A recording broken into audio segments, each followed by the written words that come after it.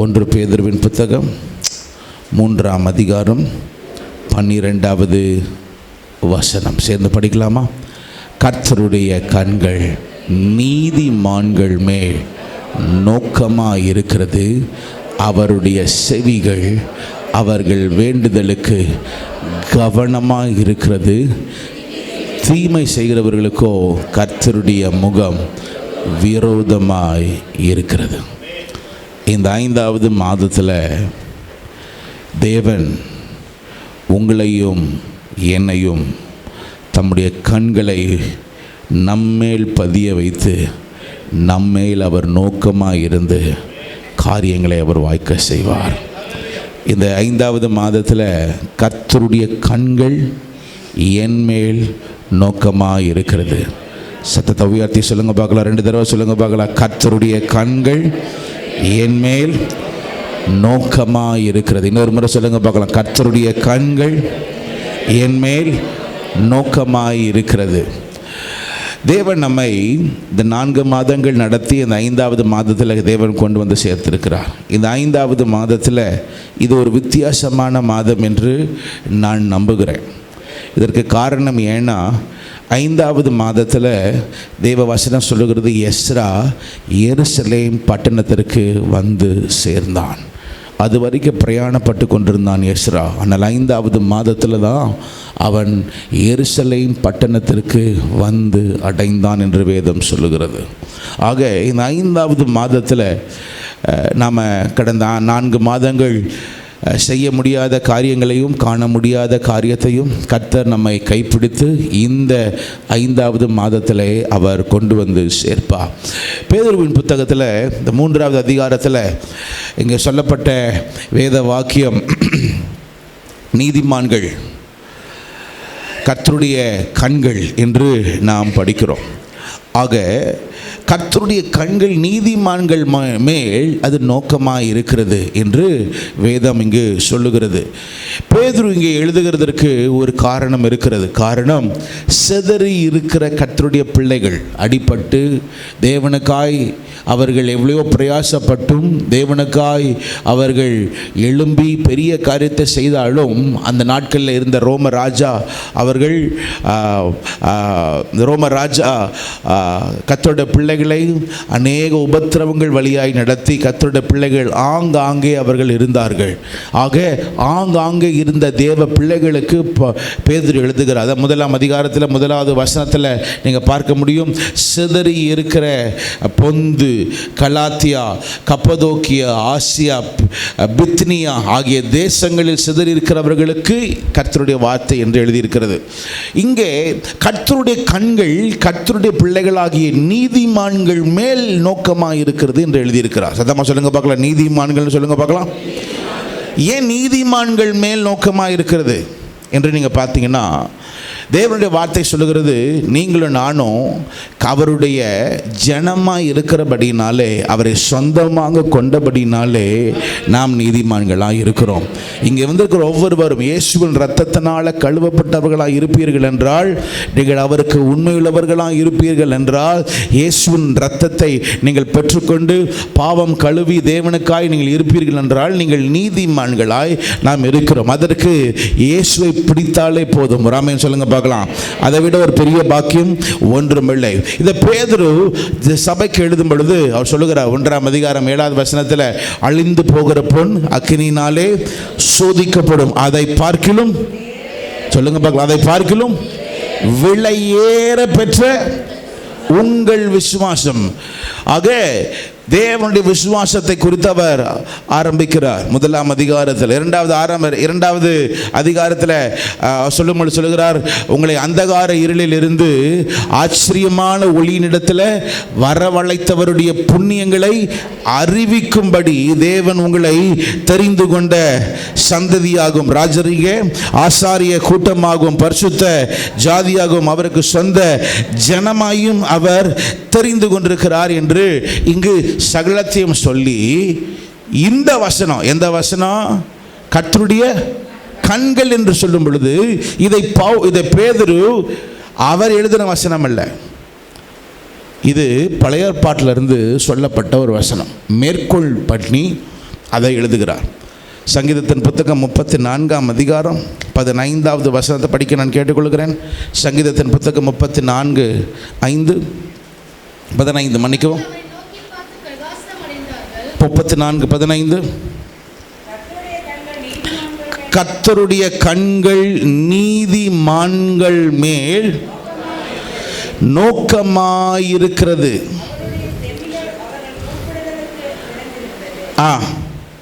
ஆக நீங்கள் பார்த்தீங்கன்னா இப்போ இந்த வசனம் எங்கேருந்து எடுக்கப்பட்டது? சத்தமாக சொல்லுங்கள்.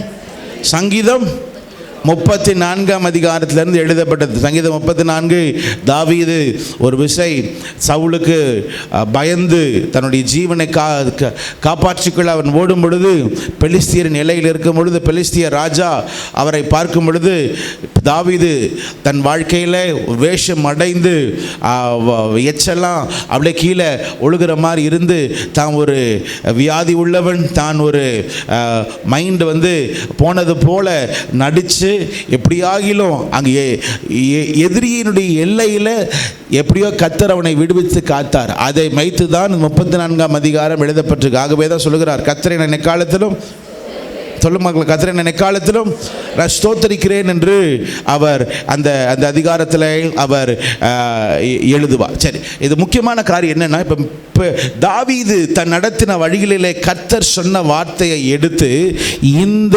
பேதுரு இங்கே சொல்லுகிறார், தாவீதை நடத்தினது போல கர்த்தர் நம்மையும் நடத்த அவர் வல்லவராக இருக்கிறார். ஒரு நிமிஷம் கையை உயர்த்தி சொல்லுங்க, ஆண்டவரே, தாவீதுக்கு எவ்வளவோ பாடுகள், நிந்தைகள், அவமானங்கள் வந்த பொழுது கர்த்தாவே, கர்த்தருடைய கண்கள் நீதிமான்கள் மேல் நோக்கமா இருக்கிறது என்று சொன்ன வார்த்தை, கர்த்தர் நீர் எங்களுக்கும் அதை நீ செய்ய வல்லவராக இருக்கிறீர். ஆமென் சொல்லுங்க பார்க்கலாம். சரி, ஒரு காரியத்தில் சொல்ல முடிவு விரும்புகிறேன். பழைய ஏற்பாட்டில் தேவன் சொன்ன வாக்குத்தத்தம் இதுவரைக்கும் நீங்கள் கண்டிராத சில காரியங்களை கர்த்தர் உங்களுக்கு இந்த புதிய மாதத்தில் அவர் உங்களுக்கு கிருபையாக இருந்து அவர் நடத்துவார். முதலாவது கர்த்தருடைய கண்கள். இன்றைக்கி இந்த காலை ஆராதனையில் கர்த்தருடைய கண்கள் மாத்திரம் உங்களோட நான் பேச போகிறேன். மீறி வருகிற நாட்களிலே மற்ற காரியங்களை நான் உங்களோட பேசுகிறேன். உலகத்தில் எந்த இடத்துல இருந்தாலும் சரி, கர்த்தருடைய கண்கள் நல்லோர் தீயோர் மேல் யாராக இருந்தாலும் சரி, அதுவும் கர்த்தருடைய பிள்ளைகளாக நீங்கள் நான் இருக்கிறோன்னு வைங்க, அதுவும் இயேசு ரத்தத்தினால கழுவப்பட்ட ஜனமை யாராக இருந்தோன்னா வைங்களேன், நீ எங்கே ஒளிஞ்சாலும் சரி கர்த்தருடைய கண்ணிலிருந்து நீ மறைப்பட முடியாது. கர்த்தருடைய கண்ணிலிருந்து நீ மறைப்பட முடியாது. ஒருவேளை வியாதி உன்னை துரத்தலாம், ஒருவேளை உன்னுடைய குடும்பத்தின் சூழ்நிலைகள் உன்னை துரத்தலாம், ஒருவேளை உன் பாவங்கள் உன்னை துரத்தலாம், ஒருவேளை வாழ்க்கையில் இருக்கிற கட்டுகள் உங்களை துரத்தலாம். ஆனால் ஒன்றை மறந்துடாதீங்க, சங்கீதம் 32:68 அதிகாரம் 1வது வசனம் இன்றைக்கி காலையில் வரும் பொழுது என்னோடு ஆண்டவர் இந்த வார்த்தையை சொன்னார். 68ஆம் அதிகாரம் 1வது வசனம், கர்த்தர் நீர் எழுந்தருளுவீராக. படிங்க பார்க்க, அந்த வசனத்தை படிங்க பார்க்கலாம். தேவன் நீர் எழுந்தருளுவார். சத்தமாக சொல்லுங்க பார்க்கலாம். தேவன், நல்ல கையை உயர்த்தி அந்த வார்த்தையை சொல்லுங்க. கர்த்தர் நீர் எழுந்தருளுவீர். சத்தமாக சொல்லுமா, சத்தமாக சொல்லுங்க. கர்த்தர் நீர் என் வீட்டில் இந்த வருஷம் இந்த மாதத்தில் சத்தமா நீர் எழுந்தருளுவீர். என் பிள்ளைகள் வாழ்க்கையில் கர்த்தர் நீர் எழுந்தருளுவீர். எங்கள் சபையில் கர்த்தர் நீர் எழுந்தருளுவீர். என் வாழ்க்கையில் கர்த்தர் நீர் எழுந்தருளுவீராக. கர்த்தாவே, நாங்கள் செய்கிற ஒவ்வொரு காரியத்திலேயோ கர்த்தர் நீர் எழுந்தருளுவீராக. சத்ருவின் பிடிகளிலிருந்து கர்த்தர் நீர் எங்களை விடுவித்து எங்களை நீர் எழுந்தருள பண்ணுவீராக. சங்கீதக்காரன் தாவீது 68ஆம் அதிகாரத்தில் சொல்லுகிறார், தேவரீர் நீர் என்ன பண்ணுங்க, நீர் எழுந்தருளுவீராக. நீங்கள் எழுந்தருளுங்க. நீங்கள் மட்டும் இதுவரைக்கும் என்னுடைய சூழ்நிலைகள் வித்தியாசமாக இருந்தது. ஆனால் இந்த 5வது மாதத்தில் தேவன் நீர் எழுந்தருளுவீராக. எதற்காக எழுந்தருளுவீராக? 3வது வசனமும் 4வது வசனம் 5வது வசனம் 3வது சொல்லப்பட்டிருக்குது, நீதிமான்களோ தேவனுக்கு முன்பதாக மகிழ்ந்து களி கூர்ந்து ஆனந்த சந்தோஷம் அடைவார். அந்த வார்த்தையில் பார்த்தீங்கன்னா ஒரே வார்த்தையை 4 விதத்தில் எழுதியிருக்கிறார். மகிழ்ந்து, அப்புறம் களி கூர்ந்து, ஆனந்தம், அப்புறம் ஒரே வார்த்தையை 4 விதத்தில் எழுதப்பட்டிருக்கிறது. ஏன் இன்னைக்கு திரும்ப சொல்லுகிறேன், அந்த வார்த்தை இன்னொரு முறை சொல்லுங்க பார்க்கலாம். மகிழ்ந்து, களி கூர்ந்து, ஆனந்த சந்தோஷம் அடைந்தார்கள். ஒரே வார்த்தை தான், 4 முறை எழுதியிருக்கு. இது நம்ம எப்போ என்ன நினைக்கிறேன்னா, ஒரு சில ஆட்களுக்கு தான் இதை கர்த்தர் செய்வார், எல்லாருக்கெல்லாம் செய்ய மாட்டார். நான் வாழ்க்கையில் ரொம்ப இழந்துட்டேன், என் வாழ்க்கையில் சில காரியங்கள்லாம் என் வாழ்க்கையை விட்டு போயிடுச்சு நினைக்கிறீங்களா? இல்லை இல்லை இல்லை இல்லை, நீதிமான்களாக நீங்கள் நான் இருக்கிறோம். அடுத்த வார்த்தை, அதுக்கு அடுத்த வசனம் எனக்கு பிடித்தமான ஒரு வசனம், அது எனக்கென்று நான் சொல்லுவேன். படிங்க பார்க்கலாம். ஆ ஆ ஆ அவருடைய நாமம் யெகோவா, அவருக்கு முன்பதாக 5வது வசனம், தம்முடைய பரிசுத்த பர்வதத்தில் இருக்கிற தேவன் திக்கற்ற பிள்ளைகளுக்கு தகப்பனும் விதவைகளுக்கு நியாயம் விசாரிக்கிறவருமாய் இருக்கிறார். அடுத்த வசனம், தேவன் தனியானவர்களுக்கு வீடு வாசல். எழுதி வச்சுக்கோங்க, இந்த மாதம் கர்த்தர் தகப்பன் தாய் இல்லாதவர்களுக்கு தேவன் துணையாக இருந்து உனக்கு வேண்டிய காரியத்தை கர்த்தர் உனக்கு அவர் செய்ய அவர் எழுந்தருளுவாராக. விதவைகள், ஒருவேளை கணவர் ஒருவேளை விட்டு போயிருக்கலாம், ஒருவேளை குடும்பத்தில் ஒரு பெரிய பிரச்சனைனால உங்கள் புருஷன் இருந்துக்கிட்டும் உங்களோட அவர் இல்லாமல் இருக்கலாம். ஆனால் நீங்கள் பயப்படாதீங்க, உங்களோட ஆண்டவர் இருக்கிறார். எனக்கு பிடித்த வார்த்தை அடுத்த வசனம், தேவன் தனிமையானவர்களுக்கு, சத்தமாக சொல்லுங்க பார்க்கலாம், வீடு வாசல் ஏற்படுத்தி. அந்த வார்த்தை, வீடு வாசலை அவர் ஏற்படுத்துவார். இதுதான் நீதிமான்களுக்கு தேவன் தருகிற ஒரு உச்சிதமான ஒரு பாக்கியம். இந்த 5வது மாதத்தில் கர்த்தர் எழுந்தருள வேண்டும். அப்போ நீதிமான்களுக்கு கர்த்தர் தன்னுடைய கண்களை வைத்து என்னென்ன செய்வார்? 3 காரியங்களை மாத்திரம் நான் சொல்லிடுறேன். நாளைக்கு மற்ற காரியங்களை நான் உங்களோடு வருகிற வாரத்தில் நான் மற்ற காரியங்களை நான் உங்களோட பேசுகிறேன். ஆதியாகமத்தின் புத்தகம் 6ஆம் அதிகாரம் 8வது வசனத்தையும் 9வது வசனத்தை ஒரு படிக்க நான் கேட்டுக்கொள்கிறேன். நோவாவுக்கோ கர்த்தருடைய, சத்தமாக சொல்ல, கர்த்தருடைய கண்களில் கிருபை கிடைத்தது. அடுத்த வசனம், நோவாவோ, வம்ச வரலாறு, நோவா தன் காலத்தில் இருந்தவர்களுக்குள்ளே நீதிமானும் உத்தமனுமாயிருந்தான். நோவா தேவனோடு சஞ்சரித்து கொண்டிருந்தான். வேதம் சொல்லுகிறது, தன் காலத்தில் இருந்தவர்களுக்குள்ளே அவன் நீதிமானாய் இருந்தான்.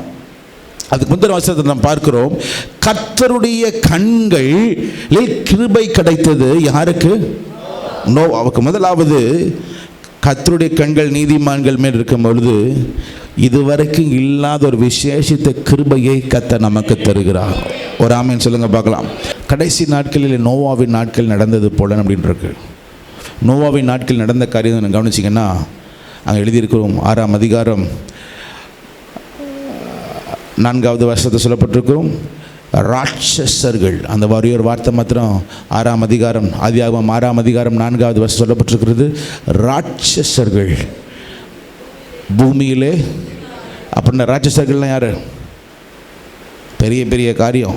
இப்போ நம்ம ஊரில் இருக்கிற பெரிய பெரிய காரியம்லாம் இருக்குல்ல, பா இவ்வளோ பெரிய பில்டிங், பா இவ்வளோ பெரிய சாதனை, பா பா அப்படின்னு சொல்லிக்கிட்டு இருக்கிற கூட்டமாக அந்நாட்களில் இருந்தாங்க.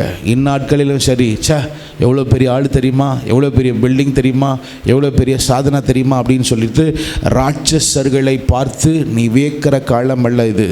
உன் ஆண்டவரை நீ பார்க்க வேண்டும். உன் கண்களில் பெரிதாக இருக்க வேண்டியது ராட்சசர்கள் அல்ல, உலகத்தில் இருக்கிறவனை பார்க்கிலும் உங்களுக்குள்ளே இருக்கிற இயேசு அவர் பெரியவர். அது மாத்திரமில்லை, அடுத்த வருஷம் சொல்லப்பட்டிருக்கிறது, அக்கிரமம் பெருகி இருக்கிறது. லூக்கா 17 சொல்லப்பட்டிருக்கு, புசித்தார்கள், குடித்தார்கள், பெண் கொடுத்தார்கள் என்று எழுதியிருக்கிறது. ஆனால் இப்படிப்பட்ட காலமாக இருந்தாலும் ஒருவனும் ரட்சிக்கப்படலை. ரட்சிக்கப்படுவதற்கு இருதயத்தை அவனுக்கு கொடுக்கல. ஏன்னா உலகத்தின் ஆசாபாசங்கள் அவங்களுக்கு சந்தோஷமாக இருந்தது. ஆனால் அப்படிப்பட்ட இடையிலும் ஒரு மனுஷனுடைய முகம் மாத்திரம் கர்த்தருடைய கண்களிலே அது மிகவும் பெரிதாக இருந்தது. அது நோவா. அதே தேவன் இந்த வருஷம் இந்த 5வது மாதத்தில் தான் கண்களை உங்கள் மேலே வைக்கும் பொழுது அவர் உங்களையும் என்னையும் அவர் நீதிமானாய் பார்க்கணும். சத்தமாக சொல்லுங்க பார்க்கலாமே, சத்தமாக சொல்லுங்க பார்க்கலாமே. எவ்வளோ பெரிய தவறு இருந்தாலும் சரி, தேவ சமூகத்தில் முழங்கால் படியிட்டு, தேவ சமூகத்தில் முழங்கால் படிக்கிட்டு, ஆண்டவரே என்னை நீங்கள் மன்னிங்க ஆண்டவரேன்னு கேளுங்க. யாராக இருந்தாலும் சரி, பெரியவராக இருந்தாலும் சரி, சிறியவராக இருந்தாலும் சரி, பணம் இருந்தாலும் சரி, பணம் இல்லைனாலும் சரி, நான் பெரிய இடத்துல இருக்கிற சின்ன இடத்துல இருக்கிற அதெல்லாம் முக்கியம் இல்லை. அது எல்லாமே குப்பை என்று அறிந்து கொள்ளுங்கள். கர்த்தருடைய பார்வையில் அவர் உன்னை உத்தமனாக நீதிமானாய் கர்த்தர் பார்க்கணும். ஒரு ஆமென் சொல்லுங்க பார்க்கலாம். ஆக நமக்கு கர்த்தருடைய கண்களில் நமக்கு கிருபை கிடைக்கிறது. 2வது சங்கீதத்தின் புத்தகம் 32ஆம் அதிகாரம் 8வது வசனம். 32ஆம் அதிகாரம் 8வது வசனம். நான் உனக்கு போதித்து நீ நடக்க வேண்டிய வழியை உனக்கு உன்மேல் என் கண்ணை வைத்து உனக்கு. 2வது, கர்த்தருடைய கண் உன் மேலே இருக்கும் பொழுது உனக்கு அவர் ஆலோசனை கொடுப்பார். அந்த ஒரு வசனத்தில் எத்தனை முறை உனக்கு உனக்கு உனக்குன்னு வருதுன்னு பாருங்க. உனக்கு போதித்து, அப்புறம் உனக்கு காட்டுவேன், அடுத்தது உனக்கு ஆலோசனை சொல்லுவேன். இது எல்லாமே அவருடைய கண் நம்ம மேலே வைக்கும் பொழுது. இது எல்லாருக்கும் அப்படி நினச்சிடாதீங்க. அப்படியே வந்தவொன்னு எடுத்து இல்லை இல்லை இல்லை இல்லை இல்லை. 1வது வசனம் எப்படி என்ன எழுதியிருக்கு? 1வது வசனம், எவனுடைய மீறுதல்கள் மன்னிக்கப்பட்டதோ, எவனுடைய பாவங்கள் மூடப்பட்டதோ அவன் பாக்கியவான். எப்பேற்பட்ட ஆளாக இருந்தாலும் சரி, உங்கள் கரங்கள், உங்கள் உடை, உங்களுடைய ஆவி, ஆத்மா, ஒருவேளை உங்களுக்கு ஜெபிக்க முடியலையா, ஏதோ ஒரு பாவம் வந்து தடையாக நிற்குதா, ஏதோ ஒரு அக்கிரமம் வந்து உங்களுக்கு தடையாக நிற்குதா, ஒரு காரியத்தை உங்களால் மேற்கொள்ள முடியலையா, ஃபாஸ்டிங்கை போட்டு கொஞ்சம் வேலையெல்லாம் கட் பண்ணிவிட்டு பரவாயில்ல, காசு போனால் போகட்டும், நீ தேவ சமூகத்தை விழுந்து ஜெபி, வாயிலிருந்து வரட்டும். யார் யாரெல்லாம் தேவன் ஒரு புதிய காரியத்தை உங்களுக்கு செய்கிறாரோ, திரும்ப சொல்லுகிறேன், நீங்கள் தேவ சமூகத்தில் விழுந்து அவர் முகத்தை நோக்கி பாருங்கள். காரணம், ஒரு தேவ சமூகத்தில் மன்னிப்பு இல்லாமல் கர்த்தர் தம்முடைய கண்களை உங்கள் மேலே வைக்க முடியாது. அதனால் புரிஞ்சுக்குங்க, உங்களை பார்க்கும் பொழுது கர்த்தர் பாவமுள்ள ஜனா பார்க்கக்கூடாது, நீதிமானாக பார்க்கணும். எப்படி பார்க்கணும்? நீதிமானாக பார்க்கணும். பாவம் செஞ்சு கரைப்பட்டவனாய் உங்களை என்னையும் பார்க்கக்கூடாது. கரைப்பட்டவனாய் வேற ஒரு மனுஷனுடைய பணம் உன் கையில் இருக்கக்கூடாது. தெரியுமா உங்களுக்கு? வேற ஒரு மனுஷனுடைய பணம் உன் கையில் இருந்துச்சுன்னா அது உங்களுக்கு தீமையாய் வந்து நிற்கும். அதுவும் நீங்கள் ஒரு வேலையில் இருக்கிறீங்க, உங்களை நம்பி ஒரு சில பேர் இருக்கிறாங்கன்னா அந்த பணம் அவங்களுக்கு தான் சேரணும், உன் கையில் இருக்கக்கூடாது. அப்புறமேட்டு கொடுத்துக்கலாம். இல்லை இல்லை இல்லை இல்லை, அவன் அந்த ஆள் உங்களோட வேலை செய்கிறாங்களே, அவங்க கண்ணீர் விட்டாங்கன்னு வைங்களேன், அவ்வளோதான், அந்த கண்ணீர் உங்களுக்கு அது விரோதமாக வந்து நிற்கும்.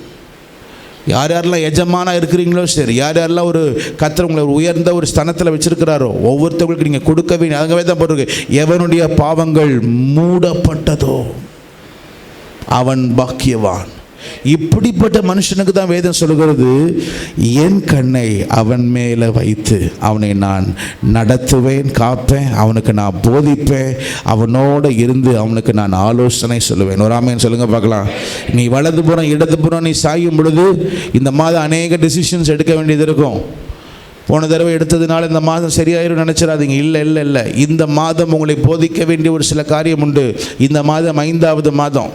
இந்த மாதம் தான் இருக்கவும் மிகவும் உஷ்ணம் அதிகமுள்ள மாதம் இந்த மாதம் தான். ஆனால் எவ்வளோ உஷ்ணம் இருந்தாலும் சரி, நீ கர்த்தருடைய ஆலோசனையை பெற்றுக்கொண்டு ஓடி. நேற்று வரைக்கும் எஸ்ஸாக இருக்கலாம், ஆனால் இன்னைக்கு அது நோவாக மாறலாம்.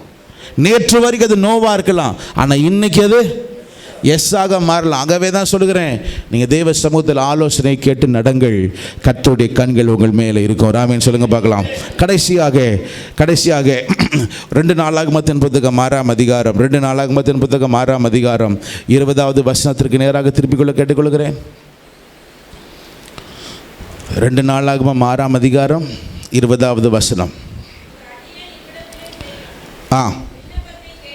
கேட்கிறேன்.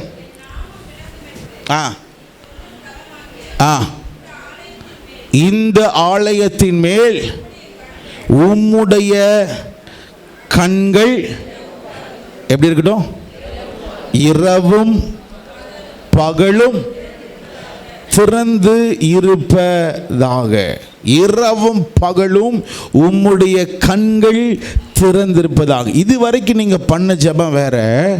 ஆனா கர்த்தர் சொல்கிறார், இந்த மாதத்துல நீ பண்ணுகிற ஜெபத்துக்கு ஒரு வல்லமை உண்டு. என்ன தெரியுமா? இந்த மாதத்தில் ஒரு விசேஷமான காரியம் உனக்கு நடக்கும். என்ன நடக்குமா?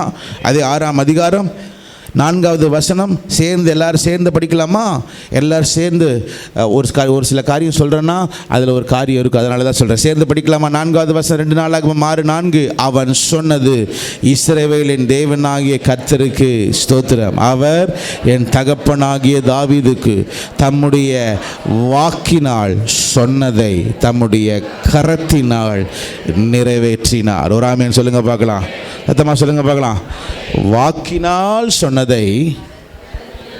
சத்தமாக சொல்லுங்க, கரத்தினால் நிறைவேற்றினார். என் பணத்தினால் அல்ல, எனக்கு இருக்கிற நபர்களால் அல்ல, வாக்கினால் சொன்னதை கரத்தினால் நிறைவேற்றி. அதான் சொல்லுகிறார். இதை சாதாரணதில்லை. இது காரணம் ஏன் தெரியுமா? ஜெபம்.